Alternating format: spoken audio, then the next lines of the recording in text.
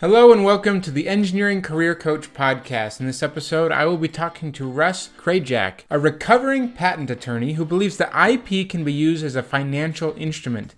He is the author of Investing in Patents and one of IAM's top 300 patent strategists. We'll be talking about using patents as a financial instrument in engineering, how you can consider a career in patents as an engineer, and why it's important for engineers to patent their inventions. I'm your host, Jeff Perry. I'm the founder of More Than Engineering and a leadership and career coach for engineers. And this is the Engineering Career Coach podcast. It's the first podcast dedicated to helping engineers and technical professionals with both their personal and professional development. Now let's jump right in.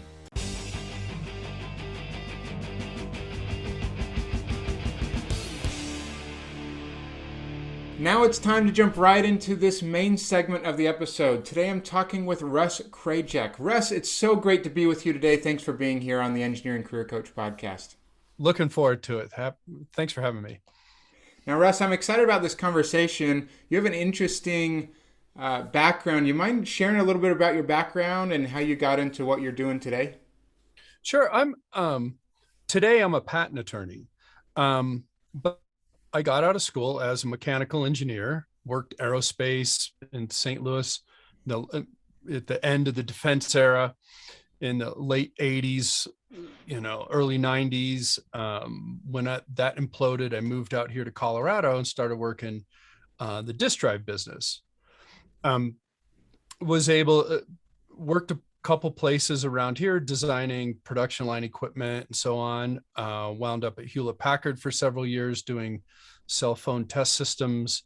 Then had the opportunity to join Waterpik as an engineer designing consumer products. And about this time, I had thought about inventing stuff and licensing it. It's like, I should get a side gig going. And had an invention, went to a patent attorney who was on my hockey team, and it was a terrible experience. And so I wound up taking the patent bar, because you can do that if you have an engineering or science degree. I became a patent agent, and then I wound up working for that attorney for about 3 years, where I really learned the trade, at which point I went to law school, went out on my own as a patent attorney, and I've been doing a bunch of other stuff, being a patent attorney, helped found a startup. I did a bunch of things since then over the last 15, 20 years. Wow, quite a background. So, and it's something that probably a lot of engineers don't think about, this idea or opportunity to go be a patent agent or maybe a patent attorney if that's something they want to do with their technical background. Certainly a career option for them to consider, and you've been kind of through a lot of different phases over the course of your career. So tell us a little bit more then, Russ. What does life look like for you today on a daily basis, and what do you do now? Well, I'm a sole practitioner, and that means you work a little bit, but you spend a lot of time doing outreach and talking to people and so on. I'm involved in a lot of angel investor groups. I do due diligence. I invest in these groups and so on. I also, because my business is about new inventions and so on, I go to a lot of conferences. I go to the Consumer Electronics Show. I haven't been to the hardware show in a little bit, but, I try to get out and see what new technology is happening. And to me, there's a ton of fun in that, just wandering around the shows. I don't know that it really pays money in terms of, you don't get clients or anything doing that, but man, it's a lot of fun. Okay, very cool. So for our engineers who are listening here who maybe know a little bit about or heard of patents, can you give us a little bit more insight into what patents really do and what their purpose is, and why it's important for engineers to maybe understand this and think about patenting particular things they may be working on? Well, we've all heard of Thomas Edison, and he got a patent on the light bulb filament. The Wright brothers got patents on their airplanes.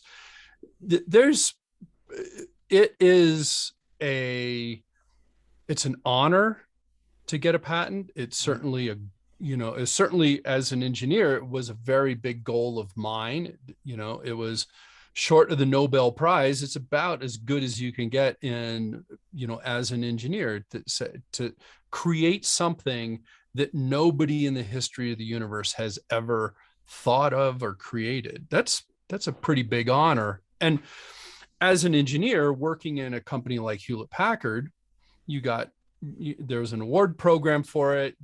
You got the gift certificates or the bonuses or whatever that came along with getting the patents.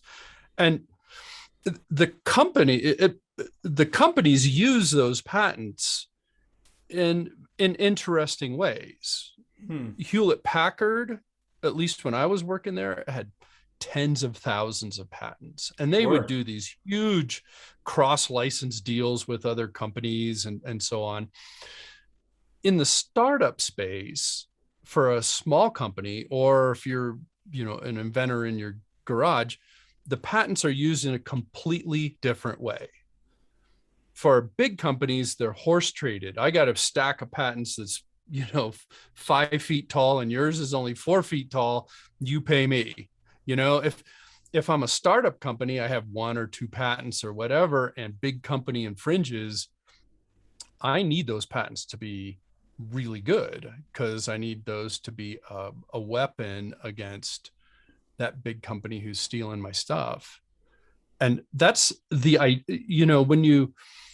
when you're a small inventor, those patents need to be able to survive. They need to be able to survive litigation. They need to be able to survive licensing, and they need to be the highest quality possible.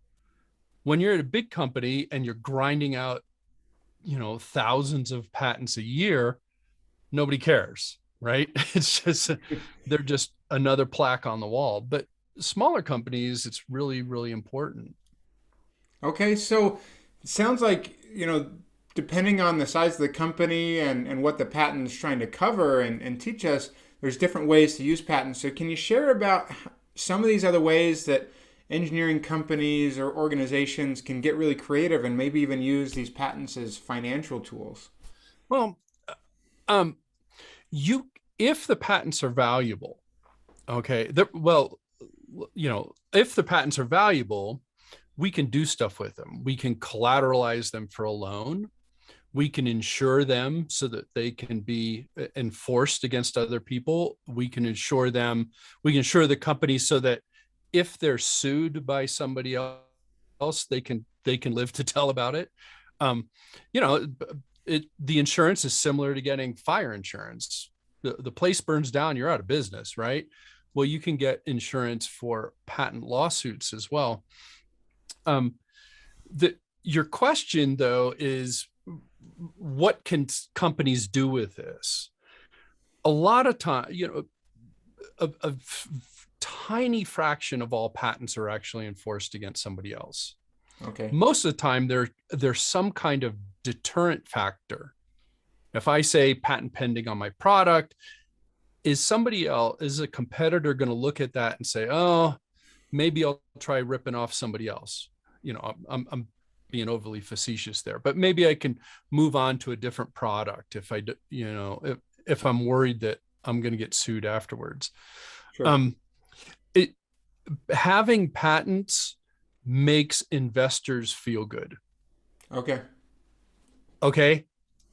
And investors feeling good is an important value proposition.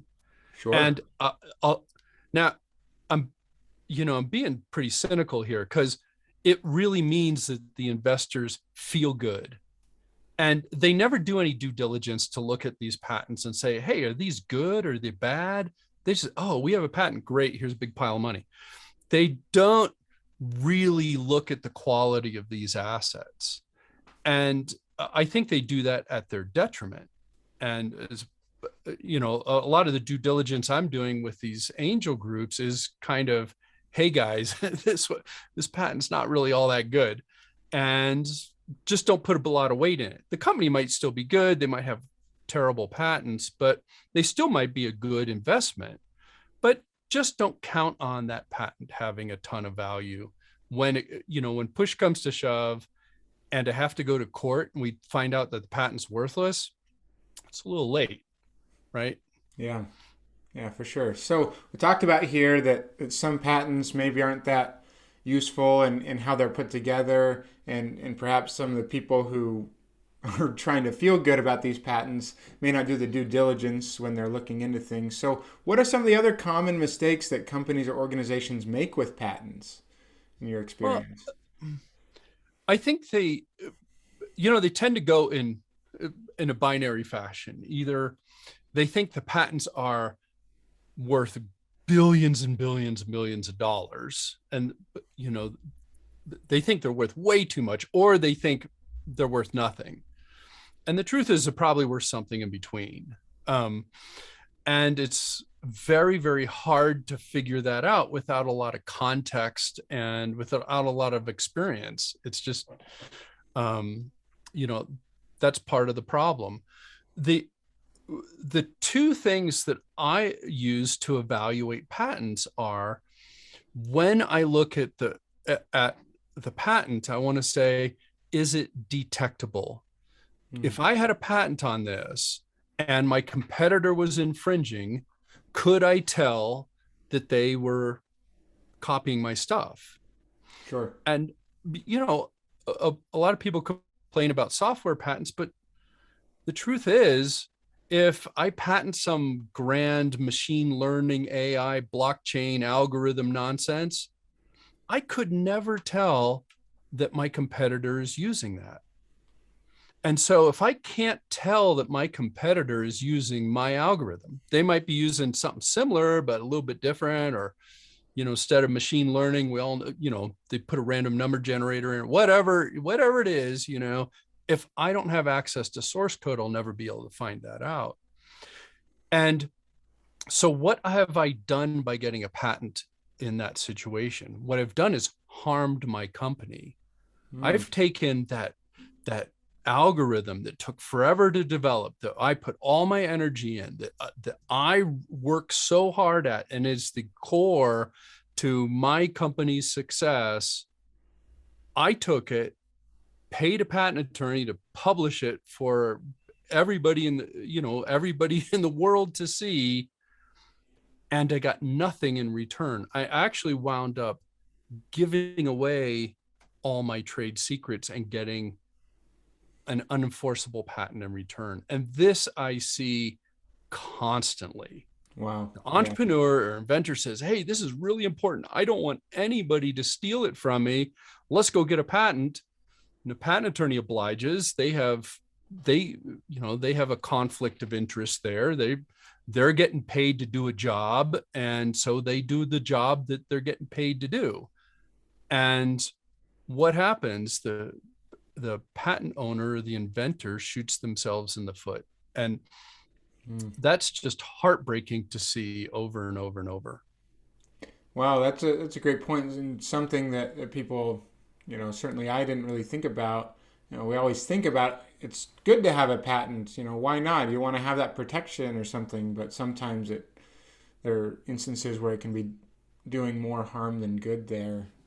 And being able to enforce that or detect it is a critical thing for us to think about here. That's kind of the conflict of interest that exists there. Sure. Is that the client goes and says, I want protection. Mm-hmm. Here's my business. I want protection. And they show up at the patent attorney's doorstep and say, I want protection. And the patent attorney says, whoa, whoa, whoa. I'm selling you patents. If you want a patent, I'll give you one. I'll get you a patent on anything you want. You tell me what you want, and I'll do it for you. You're hiring a workman to do a job, somebody to paint your house. Here's a job, go do it. And the conflict of interest is that the patent attorney needs to make money. They need to sell patents. And if you walk in the door with, some perpetual motion machine nonsense, and you really want one and you scratch a check, it's my obligation as a patent attorney to do that. And so it's really incumbent upon an entrepreneur or an inventor or whatever to say, does this patent have value to me commercially? And it's incumbent upon you to figure out if the patent's good or bad. It's not your patent attorney. Yeah. So Russ, how does someone who may be unfamiliar with some of these things, unfamiliar with the ways of patents, and know, how do they do that work and understand whether it's worth patenting or not, and whether there's value there? Well, I have a book called Investing in Patents, which I wrote a few years ago, and it kind of outlines my thought process for how do I evaluate inventions. How do I figure out, is this invention worth patenting or not? And the book's available on Amazon, but truth be told, if somebody sends me an email and asks me nicely, I'll send them a copy. Um, it's the real way you do it is the school of hard knocks. And unfortunately, you got to get kicked in the head a few times for you to say, oh, I didn't understand why that was important. And then okay, it's I could tell you till I'm blue in the face, don't get that patent. And then you say, but I really want one. And then you get it. And then you find out 5 or 10 years later, that wasn't a good investment. And that's kind of the other part of the problem with these patents, is that the feedback loop is eternal on them. Sure. It just, you do it now, and then we'll find out 15 years from now if you're right. Sure. And then you get to do it again. You only have so many bites at the apple in a lifetime, right? Right. Now, Russ, I want to kind of build upon this. Sometimes there are maybe some other misconceptions or myths about patents, and they kind of find their way into popular discourse or other things, from like the types of things that are patentable to how important it is to get that IP, with patents. We've talked about some of this, but are there any other common myths or misconceptions about patents and intellectual property that people just need to be aware of that, we just may not know because we're not deep into this stuff? Um, I tend to look at patents from a business standpoint. Okay. Does this patent help me or hurt me? And if it helps me, does it help me all that much? And what's is it worth the investment? And I think you want to, if you're thinking about getting a patent for your own business, or you're doing this in your garage or whatever, the patent only has value when there's product in the market. I can do a speculative, forward thinking, what we call prophetic patents, where I say, okay, what if we had a self-driving car, and wouldn't it be cool if we had a self-driving car, and maybe I could invent something around that, some service that goes along with it or whatever. And I could sit here in my garage and write that patent and hope that someday in the future somebody wants to buy this patent. And I could think, oh, well, there'll be 10 billion self-driving cars, and everyone pays me $10, I'll have all this money, right? The reality is that patent, that idea may never make it to the market during the period that the patent's in force. Think about the iPhone. They're still running the same user interface that came out during the George W. Bush administration. Okay, that it hasn't changed since then. Don't tell me that technology moves, because it's glacial.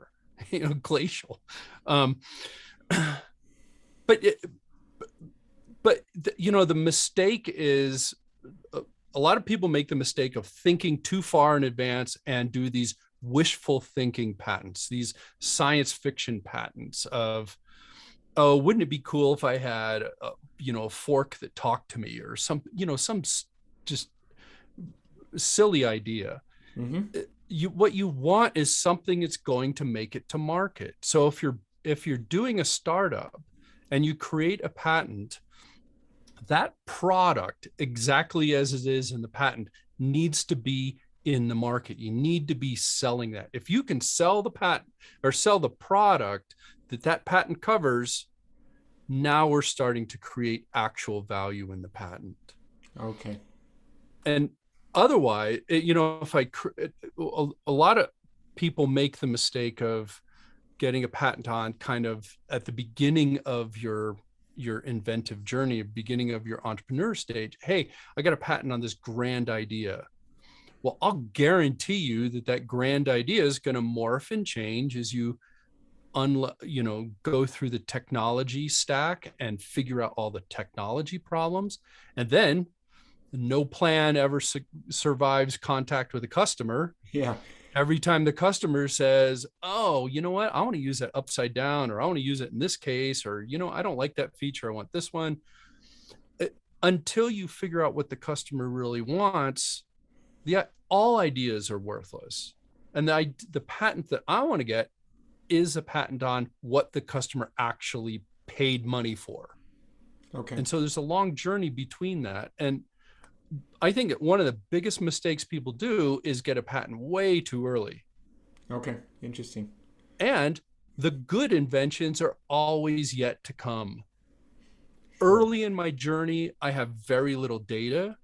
I don't understand the technology as well. I don't understand the customer as well. 6 months later, I'm smarter. A year later, I'm smarter. 5 years later, I'm getting even smarter about this. Mm. And so, the idea of, the light bulb went off and I got to run to the patent office, like, quit doing that. Take a deep breath, think about whether this is going to help you or not, and make a business decision on whether or not it's worth doing. Okay, very good. Very great insights here, Russ. And I just want to ask you one more thing kind of surrounding this. We talk about if you have a patent, we want to be able to enforce it or detect it. There are other ways we can do this, like insurance for enforcing patents. Is that an important thing to consider? And where does that benefit us, if at all? Um, I sell, I'm an independent insurance broker that specializes in IP insurance. And I buy patent insurance for patents that I own or that I'm financing for a startup company. Okay. And what that gives them, I typically do $500,000 or $1 million of enforcement for each company.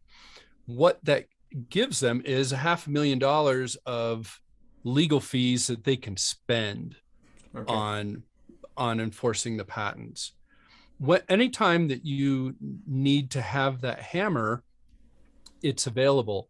And a lot of people need it. If you're an independent inventor and you think, oh, I'm going to license this to somebody, and you go through you try to license it, but nobody really takes it, or somebody, you get them down the road almost to the altar, but they disappear. Having enforcement insurance means that if they just decide, hey, I'm just going to steal it, or I'm going to try to work around it or whatever, means that you can take them to court and actually enforce your rights. So it's if you own patents, it's essential to have. Yeah, because otherwise you probably are not going to have the needed money in order to actually do the legal work to enforce it. It's going to be real expensive. So that insurance actually gives you the ability to enforce it if that time comes. That makes plenty of sense. So Russ, as we end off kind of this main segment here, is there any other pieces of advice or insights that we haven't been able to talk about that you think would be useful for the engineers listening here? One of the things I would consider, I talk to a lot of engineers who are thinking about taking the patent bar or going to law school or whatever. I did not think about it when I got out of college and as I was working as an engineer and so on. And, I want to make the sales pitch for becoming a agent or a patent attorney. When I was designing product, I really loved the idea phase, and then I had to grind out the designs, and then I had to get them manufactured, and then I had to debug them, then I had to ship them, then I had to support them, and the fun part came with, it came with all that drudgery that came along with it. Sure. Now that I'm doing patents, I get to touch an idea, I get to involve myself with it a little bit, and morph it and change and suggest some, at least I get to work with a cool idea, but I'm done with it in 2 weeks. I don't have to do support or shipping or debugging or any of that nonsense. I just get to touch it, have some fun with it, and then move on to the next one, which is kind of cool. The other thing is that, as an engineer, the reason why we are paid as a profession so much is because the things we do scale. When I was designing shower heads at Waterpik, in the first 6 months, we sold 500,000 units. That was 500,000 people who are waking up every morning, taking a shower with my shower head. I got to touch their lives in a very small way, but it's tremendous scale. And as a patent attorney, I get to create a patent for somebody, which, what's that patent worth? $1 million or whatever, I have no idea, but I can create that amount of value in a very short period of time. And then the next week I can replicate it and do it again. And so from a value creation standpoint, this bit about being a patent attorney or patent agent is really attractive. And the last thing I'll say is that law school is ridiculously easy. If you survived OCHEM, if you survived differential equations and physics 3 and quantum mechanics and all that other nonsense to become an engineer, law school is like a cakewalk. It is sadly far too easy than you might think it is. It's a different way of thinking. It's a different mode, but if you survived to be an engineer, you have far more skills than you can possibly imagine. And I'd try out law. It's a lot of fun. Okay. So cool. Thanks for that perspective, Russ. This time we're going to transition into the Take Action Today segment of the show, where we'll get one final takeaway from Russ on what you can do to take action right now.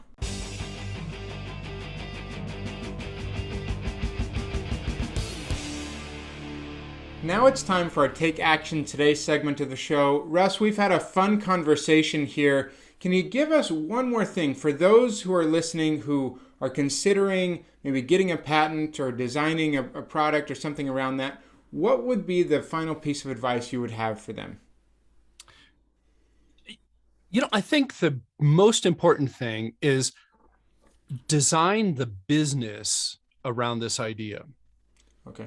Before you get the patent. And what I mean by that is figure out how this product is going to go to market and who the players are and what their incentives are and what they need. Now, if you're in a big corporation like I was at HP, they pretty much said, okay, we want ideas, we want inventions in this space. And so as an engineer, I'd fill out an invention disclosure form. If I'm in my garage and I'm inventing something, I want to think about who's really going to bring this product to market and what do they want to see? They want to see reference designs. They want to see prototypes. They'd love to see the product in packaging. They'd love to see sales of the product. They want you to de-risk this thing as much as you can. Sure. And even if you don't execute on that stuff, even if you exit out and hand it off to somebody else to do the rest of that, you need to think about that patent and that idea in the context of that business timeline, not just, hey, I got a great idea, somebody's going to pay me a big pile of money. Mm-hmm. Okay, great stuff here. Russ, it's been a fun conversation. If people are interested in connecting with you or learning more about some of these things, you have resources or things that you would recommend that they check out? Sure. I'm available on LinkedIn. Feel free to reach out and connect with me there. My website is blueironip.com or ip.insure. I have a book called Investing in Patents that's available on Amazon, but if you just shoot me an email and ask nicely, I'll send one to you, a signed copy. I'm available. You can find my email or phone number on those websites as well. And I'm happy to chat with anybody who's got any questions about becoming a patent attorney or agent, or somebody who's got an idea and they want to figure out what to do with it next. Happy to chat with them. Okay, great stuff here, Russ. Thanks so much for being here. It's been a fun discussion, and look forward to staying connected and seeing more of what you're up to. Thanks so much. I hope you enjoyed the episode today. We would love to hear your feedback, comments, and questions. You can go to www.engineeringmanagementinstitute.org, where you'll find a summary of the key points discussed in the episode, as well as any links to the resources, websites, or books that we mentioned during the episode. And don't forget to check out our upcoming webinar for this month at engineeringmanagementinstitute.org. Additionally, for those engineers who are struggling with unemployment or underemployment, or who are uncertain about how to make an intentional career transition to find something that you really love to do, I have created some free training resources with an opportunity to join a more intensive program called the Engineering Career Accelerator. You can find more information at engineeringcareeraccelerator.com. Until next time, I wish you the best in all of your engineering endeavors.